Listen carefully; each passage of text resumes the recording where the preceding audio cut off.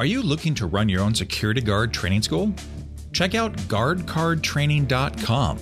We have state-approved security guard training materials, professionally printed and bound student manuals, PowerPoint presentations, knowledge checks, and final exams. Everything you need to run your own program. Just open the box and start teaching. guardcardtraining.com. Welcome to Episode 8 of the Security Professionals Podcast, Training Records.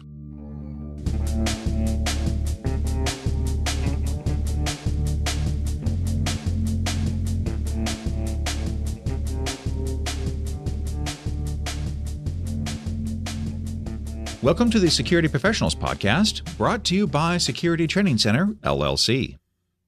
This is your weekly source of news, tips, and education for the security specialist. I am your host, Alex Haddox, and this is Episode 8, Training Records. This week, we're going to talk about the importance of keeping a training log. We cannot stress enough how important it is to maintain a good log of professional training and courses. These logs can help protect you if you're ever accused of misconduct or wrongdoing. And they can help shield you from lawsuits and prosecution. One of the reasons law enforcement is so successful at defending against lawsuits is because they can prove the officer completed X number of hours of training in areas that come up most often in court. The city or county governments spend millions of dollars in training their law enforcement officers. They have entire training departments that are dedicated to tracking and maintaining those records. As a private security officer, you're on your own. Your employer might maintain records for state licensing compliance, but anything beyond the minimum is up to you.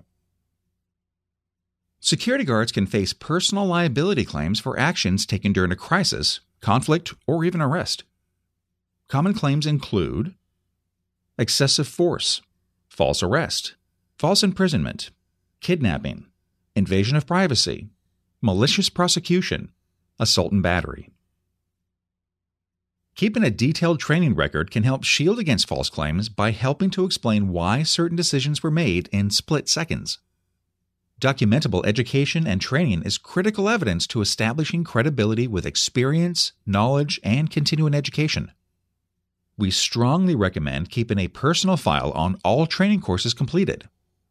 Copies of all completion certificates, documented training videos, copies of relevant newspaper magazine articles studied, and additional in-service programs should be kept in a document storage that is readily attainable by the administration or the individual.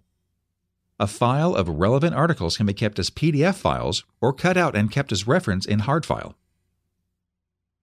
Document each time the material is watched and read in a training record. Document all supplementary training courses and seminars attended privately. Log all mandatory classes attended for credentialing and qualifications in the personal training record. And retain a copy of all training materials and manuals, especially when supplied by the employer. Log all education and training in the training record.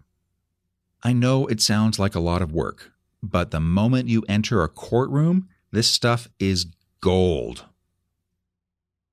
We feel it is so important to maintain and keep these records, we include a training log page in every single one of our training manuals.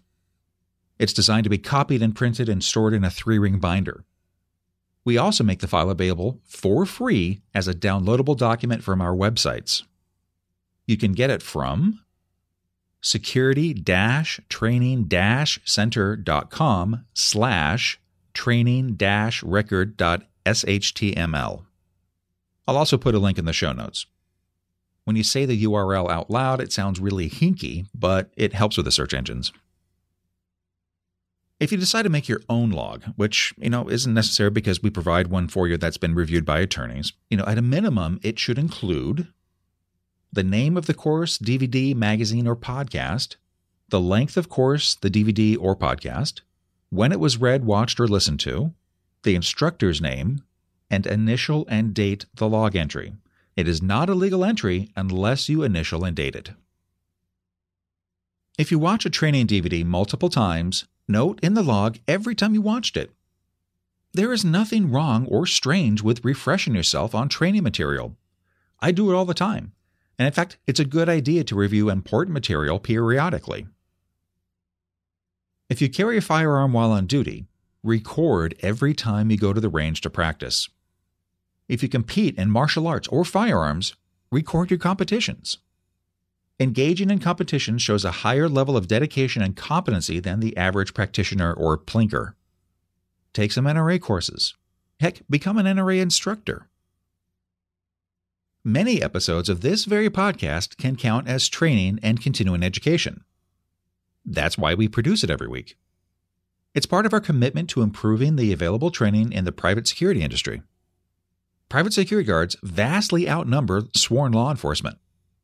That means that private security directly protects more people and property on an hourly basis and with a lower ratio of officer to citizen than law enforcement. That is a huge responsibility. With that responsibility, private security should have excellent, affordable, and continuing education the same way sworn law enforcement does. If you're ever called into court to defend your actions, a good defense resource is your training log. A good, complete, and filled log helps establish your credibility. This is why every course you take online or in person should include a certificate of completion. That is your proof that you took the course, when it was, who provided the training, and how long it was. If the proof of completion wasn't important, no training company would bother to hand them out. Keep every certificate of completion that you earn. When a prosecutor or other attorney asks you in court why you did something or how you recognized an action for being a precursor to a crime or attack, you can say, "I learned this in my training." The follow-up question is usually, "How and when did you learn this?" And you can then point to your training record as proof. Maintaining a training record is also good advice for anyone who carries a concealed firearm.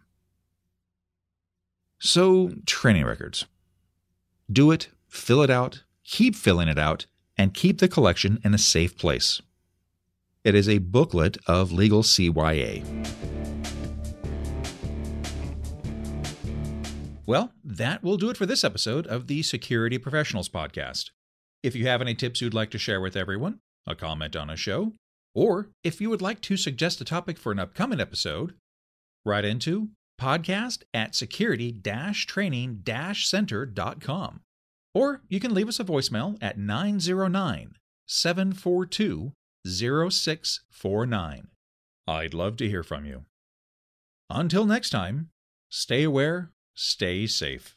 Joel Klein catches a 7 o'clock train after his evening CPR class at the American Red Cross. Ron Garrity's on the same train. He's had a rough day and doesn't feel like himself. Until he feels the sudden tightness in his chest, Ron never thought he'd actually have a heart attack. Until Joel is administering CPR, he never thought he'd actually save a life. When you train with the Red Cross, you change a life. Starting with your own. Call 1-800-RED-CROSS or visit redcross.org to learn about life-changing opportunities in your area. The Security Professionals Podcast is copyright Security Training Center, LLC. This work is licensed under a Creative Commons Attribution, Non-Commercial, No Derivatives 4.0 International License. An archive of previous episodes can be found at security-training-center.com/podcast.